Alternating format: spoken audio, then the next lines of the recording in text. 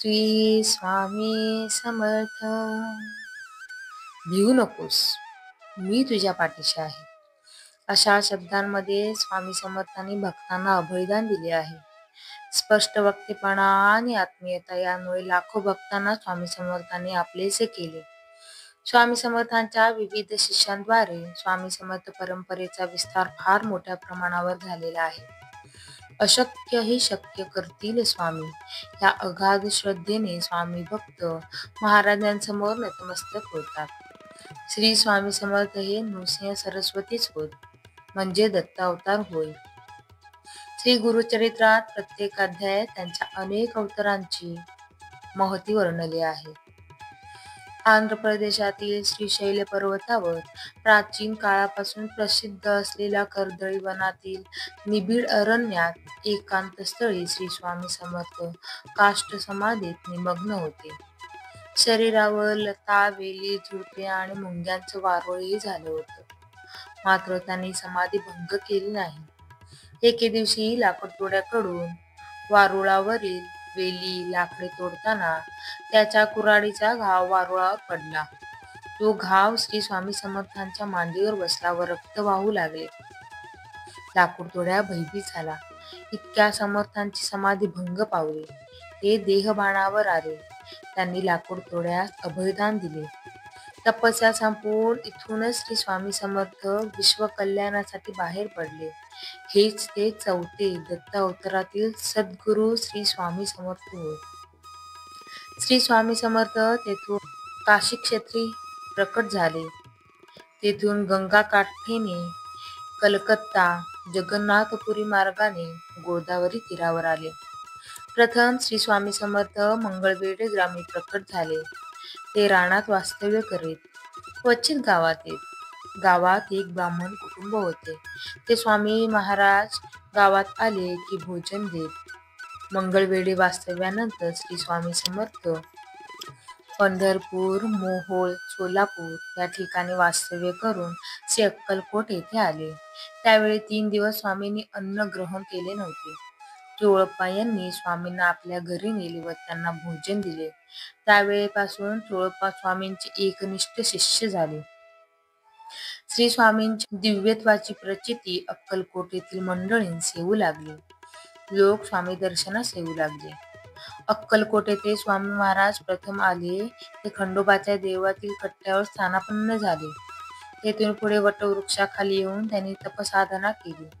स्वामींनी त्यांच्या वास्तव्यात त्यांनी अनेक विविध चमत्कार केले. राजापासून रंकापर्यंत अनेकांवर प्रेमाचा वर्षाव केला. शिष्य बाळप्पा व चोळप्पा यांच्यावरही कृपा केली. श्री स्वामी समर्थांची कांती दिव्य तेजपुंज होती. ते आजानुबाहू होते. स्वामी अक्कलकोट येथे शेवटपर्यंत होते. सर्वसामान्य भाविक भक्तांना त्यांनी आपलेसे केले. त्यांचे बाह्य आचरण काही वेळा बालक भावाचे तर काही वेळा अतिशय रुद्र असे होते. त्यांनी अनेकांचा अहंकार दूर केला. अनेकांना सन्मार्गाला लावले. ज्यांचा जसा अधिकार त्याप्रमाणे त्यांच्यावर कृपा केली. लाखो भक्तांना त्यांनी आपलेसे केले. स्वामी म्हणतात, प्रारब्ध कुणालाही चुकलेले नाही.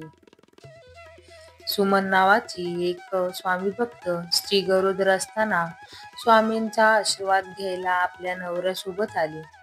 स्वामी म्हणतात, तुला संतती मिळेल, पण जे काही होणार ते सहन करण्याची तयारी ठेव. या शब्दाने तिचा थरकाप सुटतो. ती या गोष्टीमुळे फार चिंतेत राहायची.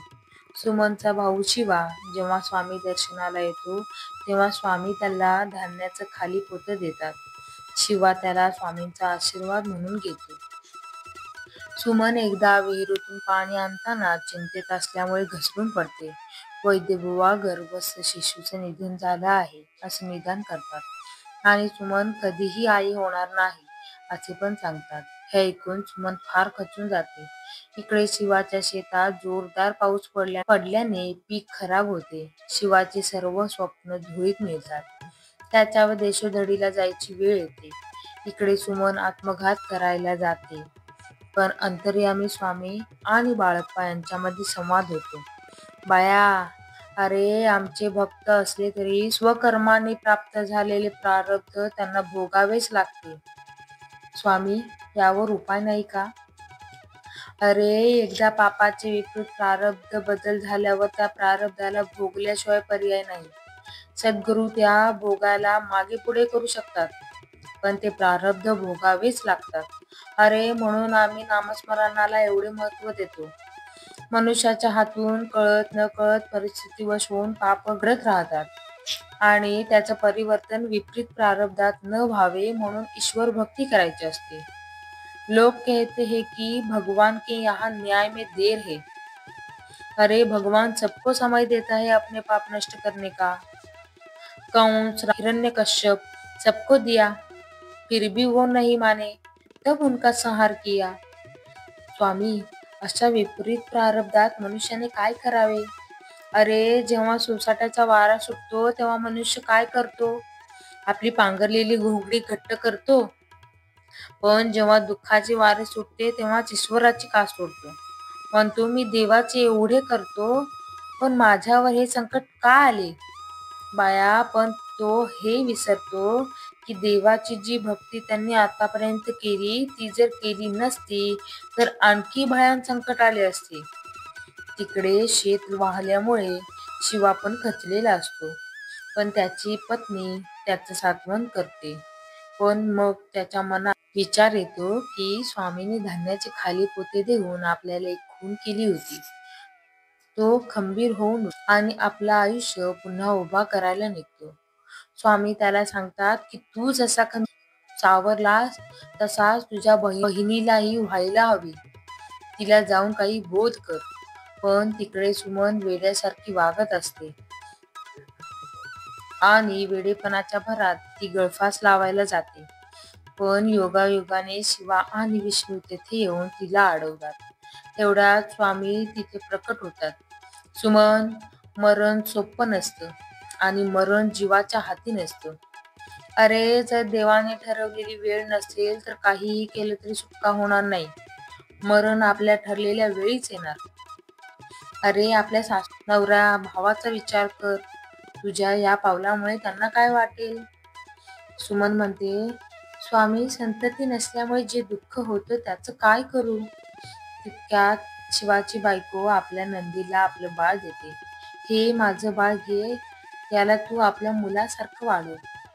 याची तुला जास्त गरज आहे. मला काय, दुसरा आपत्ती होईल. स्वामी वचनाप्रमाणे सुमनला संतती प्राप्त होते. सुमन सावरते आणि आनंदाने पुढच्या आयुष्याला सुरुवात करते. तात्पर्य: देवावर, स्वामींवर विश्वास असणे महत्वाचे. प्रारब्ध हे भोगावेच लागते. देव प्रारब्धाला पुढे मागे करू शकतात. भक्ती सेवा महत्वाची. नामस्मरण महत्वाचे. सुख असो किंवा दुःख, दोन्ही वेळेस आपली देवावर भक्ती ठाम असावी. फक्त दुःखात त्याची आठवण नको. मरण हे ठरलेल्या वेळेतच येणार, आधी नाही आणि नंतरही नाही.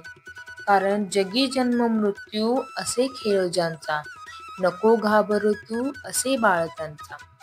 श्री स्वामी समर्थ.